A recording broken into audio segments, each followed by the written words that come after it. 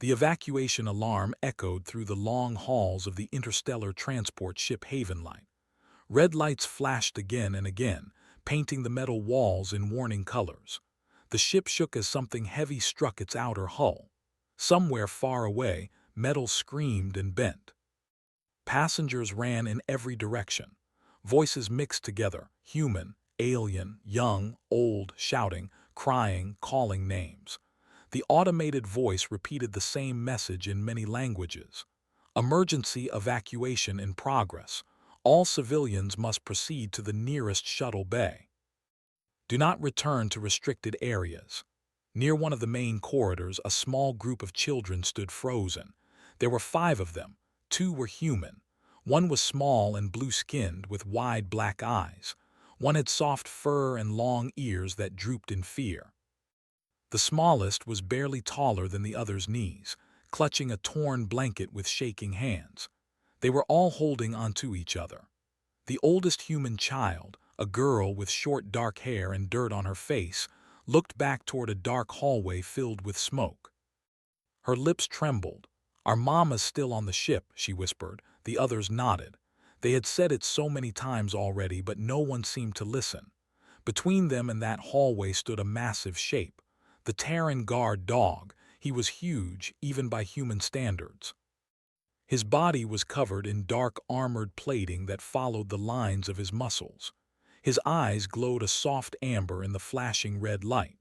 A military harness rested across his back, marked with faded symbols of the human defense fleet.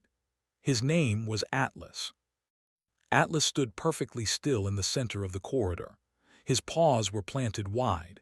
His head was low. A deep, steady growl rumbled in his chest, not loud, not angry, but firm. "Do not pass." An alien security officer approached, waving his arms in panic. He had 4 thin limbs and skin that shimmered like oil. Move back, the officer shouted. "This section is unsafe." The children did not move. "She's still inside," the furred child said in a small voice. "She told us to wait." Atlas did not look at the officer. His eyes stayed fixed on the smoke-filled hallway behind him. The ship trembled again. Dust fell from the ceiling. Somewhere far away, something exploded. The officer stepped closer and reached out, trying to pull the children away. Atlas growled louder. The sound stopped the officer cold. He froze, eyes wide. "That animal is malfunctioning," the officer shouted. "Someone restrain it." 2 more guards ran over, carrying shock batons. They hesitated when they saw Atlas's size and stance. One of them spoke softly. "It's a Terran war beast, be careful." The children began to cry. "Please," the smallest one said. "Our mama said she'd come back." The words hit the air like something fragile. Atlas's ears twitched. He remembered that voice. She had smelled like oil, metal, and warmth. She always knelt to their level. She always checked their straps twice. She always smiled even when she was tired. She had pressed her forehead against his and whispered, "Protect them." No matter what, Atlas remembered. A human commander pushed through the crowd. His uniform was torn, his face streaked with sweat and soot. When he saw Atlas, his expression changed. "Why is my dog here?" the commander demanded. "Sir, the animal is blocking evacuation," the alien officer said quickly. "It won't let anyone pass." The commander looked at the children. He saw their fear. He saw the way they stood close to Atlas, trusting him more than the armed guards. "What's your mother's name?" the commander asked gently. The dark-haired girl swallowed. "Engineer Mara Hale." The commander's breath caught. Mara Hale. He turned sharply to another officer. "Check engineering logs now." The ship shook again, harder this time. People screamed. One of the lights exploded, showering sparks across the floor. Atlas did not move. Inside the ship, far beyond the evacuation corridor, Mara Hale crawled through a narrow maintenance shaft. Her leg burned with pain. Blood soaked her pant leg, but she ignored it. The ship's core was failing. If it failed completely, the Haven Light would tear itself apart. No shuttle would escape. Mara dragged herself to a control panel and slammed her hand against it. Sparks flew. She hissed in pain but kept working. "Come on," she muttered. "Just hold together a little longer." Her communicator crackled. Static filled her ears. Then faintly she heard breathing, not human breathing. "Atlas," she whispered. The sound on the other end was low and familiar. She smiled even as tears filled her eyes. "Good boy," she said softly. "Stay with them, don't let them come back. Promise me." The connection broke. Mara leaned her head against the cold metal wall, her vision blurred. She forced herself to stand again. "I'm not done," she said. Back in the corridor, the commander stared at the data pad in his hand. His face was pale. "She's still alive," he said quietly. The alien officer looked shocked. "That's impossible. Engineering is sealed off." "She sealed it herself," the commander replied, "to keep the ship stable." He looked at Atlas. The dog's amber eyes met his. Understanding passed between them. The commander raised his hand. "No one touches the dog," he ordered. "But sir," a guard began. "That's an order." The guard stepped back. The children looked up at the commander with hope and fear mixed together. "She's coming, right?" the dark-haired girl asked. The commander knelt. "She's fighting very hard," he said honestly, "and she needs time." Atlas sat down slowly, still blocking the corridor. His body was a wall. Time passed strangely. Minutes felt like hours. The ship groaned. Fires spread in distant sections. Shuttles launched one by one. "We have to leave," someone shouted. "The ship won't last." The evacuation officer approached the commander. "We're out of time. This is the last shuttle bay." The commander looked at the children. He looked at Atlas. He looked at the burning hallway. He clenched his fists. "We wait," he said. The alien officer stared at him. "You will doom us all." The commander met his gaze. "That engineer is the reason you're still breathing." The lights flickered. Then they stabilized. For the first time since the attack, the alarm softened. A voice came over the intercom, weak but clear. "Emergency stabilization complete," it said. "Temporary power restored." The children gasped. Atlas's ears shot up.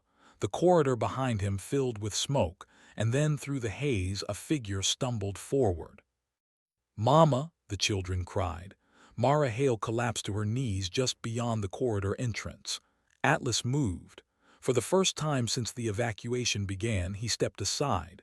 The children ran past him. Atlas followed. Mara Hale woke to the sound of crying. For a moment she thought she was still on the broken ship, trapped under metal and fire.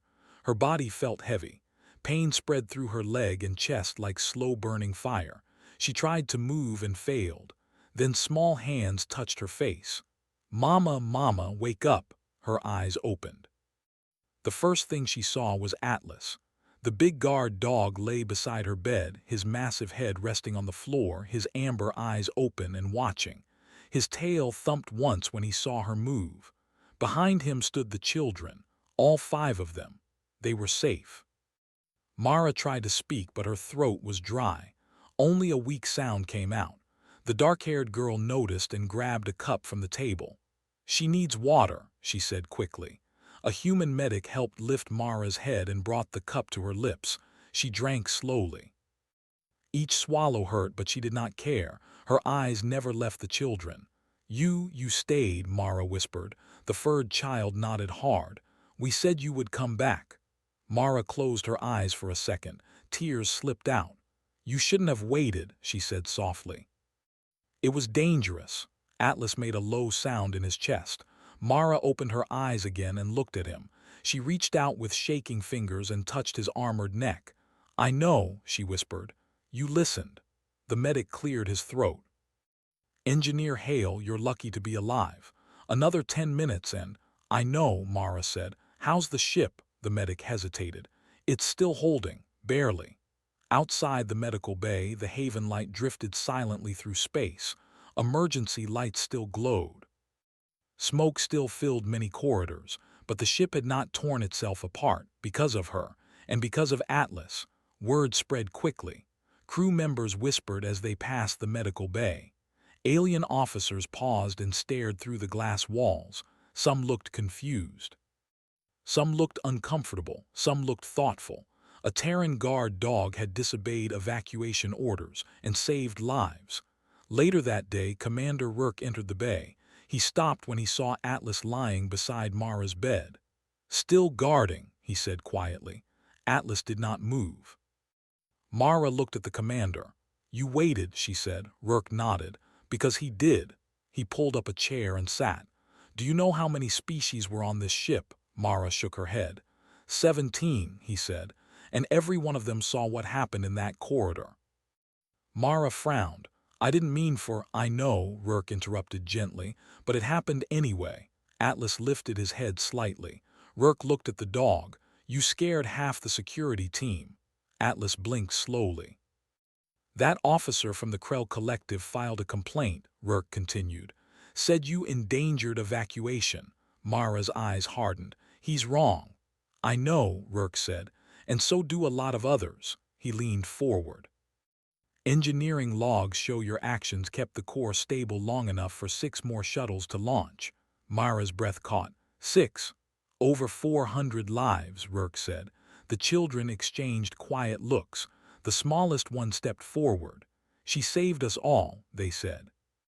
Rourke smiled sadly. "Yes, she did." The ship docked with a nearby human-led station 2 days later. Emergency crews swarmed the Haven Light. Repairs began immediately. Refugees were moved to safe housing. Atlas never left Mara's side, even when officers tried to move him. Even when medics complained, he stayed. When Mara was strong enough to walk, she was called to a formal review. The chamber was large and cold. Representatives from many species filled the seats. Some wore robes, some wore armor, some looked nothing like humans at all. Atlas walked beside Mara, his metal-plated paws clicking softly on the floor. "Animals are not permitted," an alien official began. Rourke raised his hand. "He stays." Murmurs spread through the room. Mara stood in the center. She felt small. "Engineer Mara Hale," a voice said. "You disobeyed direct evacuation orders." "Yes," Mara replied calmly. "You risked catastrophic failure." "Yes." "You endangered rescue operations." "Yes." The voice paused. "Why?" Mara took a breath. "Because people were still on board." A ripple passed through the chamber. "You could have died." Mara nodded. "Yes." The alien leaned forward. "Why was that acceptable?" Mara looked around the room, at the many faces, at the many eyes watching her. "Because if I ran," she said, "they would not have made it out." Silence followed. Then another voice spoke. "And the guard animal," Mara glanced at Atlas. "Atlas is trained to protect civilians." "But it disobeyed," the voice pressed. Atlas lifted his head. Mara placed a hand on his neck. He understood. Confused murmurs spread. "He understood that children don't make good decisions when they're scared," Mara continued. "He understood that going back would kill them. He understood that waiting was the only choice." The chamber fell quiet again. A tall alien with glowing eyes stood. "You are saying the animal judged the situation?" "Yes," Mara said. "That is unusual," Rourke spoke. "Terran guard dogs are not just trained, they are bonded." "Bonded?" another alien asked. "They live with us," Rourke said. "They work with us. They learn us." The glowing-eyed alien looked at Atlas. "Then the animal believed you would return." Mara swallowed. "Yes." Another long silence. Finally, the first voice spoke again.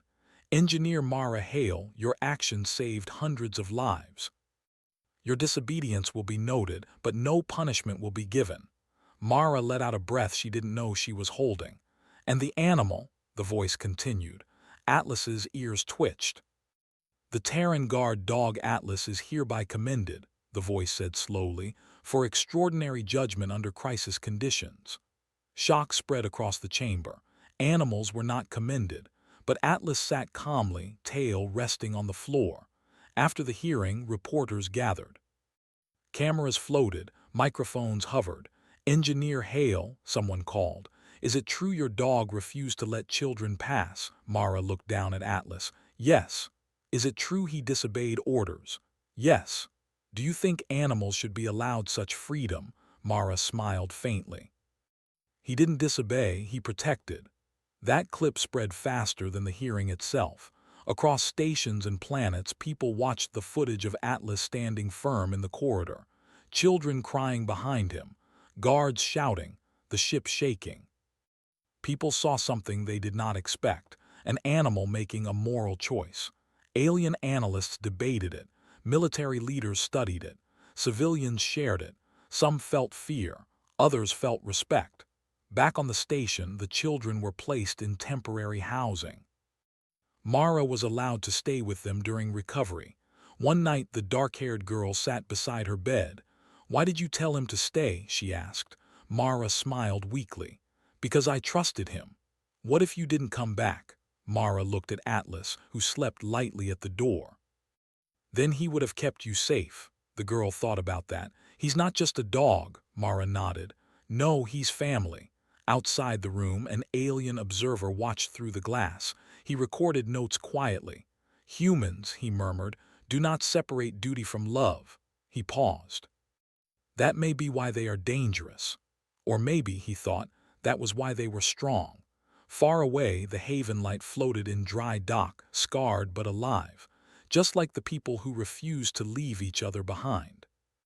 And Atlas slept on, always listening, always ready. The news did not fade. Days passed, then weeks, but the story of the Haven light stayed alive across stations and worlds. Videos of the evacuation corridor were replayed again and again. The image everyone remembered most was simple: a massive Terran guard dog standing firm while children cried behind him and armed soldiers hesitated. For many species, it did not make sense. Animals followed orders. Machines followed logic. Only thinking beings made judgment calls, and yet Atlas had done exactly that. On the station, life slowly returned to normal. Repairs on the Haven light continued. Refugees were relocated. Investigations moved forward. But Mara Hale felt the weight of attention everywhere she went. She did not like it. She preferred engine rooms, quiet work, clear problems with clear solutions. Atlas stayed close to her side as she walked through the station corridors. People moved aside when they saw him. Some stared in fear, others smiled. Children smiled the most. The 5 children were adjusting too. They attended temporary learning halls with other displaced young ones. Different species sat together, sharing food and stories. They had become known as the Haven Light Children, and Atlas was always nearby. One afternoon, Mara sat on a bench outside the learning hall, her legs still wrapped in a support brace. Atlas lay at her feet, alert but calm. A group of alien officers approached. They were from the Krell Collective. Mara stiffened. The lead officer bowed slightly. "Engineer Hale, guard Atlas." Atlas's ears twitched, but he did not move.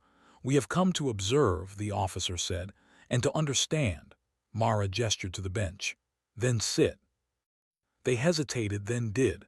"For our people," the officer said carefully, "animals are tools, useful, loyal, but not trusted." Mara looked down at Atlas. "Then you've missed out." The officer studied the dog. "Why do humans do this?" "Do what?" "Treat animals as equals in danger." Mara thought for a moment. "Because they stand with us," she said. "They don't ask why, they don't run when things go bad, they stay." The officer was quiet. "Atlas chose to wait," he said slowly. "That choice saved lives." "Yes," Mara replied. "In our culture," the officer continued, "obedience is survival. Your animal disobeyed and survived." Mara met his gaze. He didn't disobey, he understood the goal. The officer's eyes narrowed. "Protect the children." "Yes." "And trust you would return." "Yes." The officer stood. "That is dangerous thinking." Mara smiled slightly. "So is underestimating humans." The officer left without another word. That night the station received an emergency broadcast. A civilian transport from a non-human alliance had suffered damage near a debris field. Evacuation was underway. Panic spread quickly, but the broadcast carried a second message. They were requesting Terran assistance, specifically Terran guard units, and their animals. In the command center, Commander Rourke watched the feed with crossed arms. They want the dogs, an aide said. Rourke nodded. They saw what Atlas did. Do we send him? The aide asked. Rourke glanced at the live camera showing Mara and Atlas resting in their quarters. He's not a tool, Rourke said. He's a partner. Still, the request was real. Lives were at stake. Rourke visited Mara personally. She listened quietly as he explained. They want Atlas, he finished. As a consultant in a way, observation only. Mara looked at Atlas. Atlas looked back. You don't have to, Rourke added. He's earned his rest. Mara knelt with some effort and placed her hands on Atlas's head. What do you think? She asked softly. Atlas's tail wagged once. He stood. Mara laughed quietly. Of course you would. The transport ship called Bright Crossing was chaos when they arrived. Alarms blared. Crew members argued. Passengers panicked. Atlas walked calmly through it all. People made space without being told. The situation was different this time. No attack, no enemy. Just a failing navigation system and a slowly collapsing hull. But fear was the same. A group of alien children were refusing to leave a section of the ship. Their caretaker was missing. Security tried to force them out. Atlas stepped between. He did not growl. He simply stood. The alien officers froze. Mara spoke calmly. Give them time. She may be dead, one officer argued. Or she may not, Mara replied. They waited. Minutes passed. Then the caretaker emerged, injured but alive, helped by emergency crews. The children cried in relief. No force had been used. No panic escalated. The evacuation continued smoothly. Word spread even faster this time. Across species, across cultures, a new idea began to take shape. That trust could be a tool. That loyalty could think. That humans did not separate heart from duty. Back on the station, a council was formed. A mixed-species task force focused on evacuation ethics and crisis response. Atlas was listed as a non-speaking advisor. No one laughed. Mara attended the meetings when she could. Atlas lay beside her chair. Some members were uncomfortable, others were curious. One alien finally asked, "What if the animal is wrong?" Mara answered honestly. "Then so are humans sometimes." Silence followed. "But we still let humans decide," she added. That ended the debate. The children from the Haven Light were reunited with extended family members. It was not perfect. Some cried. Some struggled to let go. Atlas watched quietly. On the day they left the station, the dark-haired girl hugged Atlas tightly. "You kept your promise," she said. Atlas licked her cheek gently. "You too," she whispered. As the shuttle doors closed, Mara stood with Atlas, watching it depart. "Hard part," she said softly. Atlas leaned against her leg. Life moved on. The Haven Light was eventually repaired. It would fly again, bearing scars and stories. Mara returned to engineering work. Atlas returned to active service, but with new status. He was no longer just a guard dog. He was a symbol. Other species began training programs inspired by Terran methods. Bonding, not breaking. Trust, not fear. Not all succeeded, but many tried. And that mattered. Months later, at a joint academy, a young alien cadet asked a human instructor, "Why do your animals follow you into danger?" The instructor smiled. "Because we never send them where we wouldn't go ourselves." In a quiet corridor, Atlas lay at Mara's feet, eyes half closed, ears listening. He did not understand councils or broadcasts or legends. He understood one thing: protect them. Wait if you must. Trust that humans keep their promises. And across the stars, that lesson stayed. Not because it was written, but because it was lived.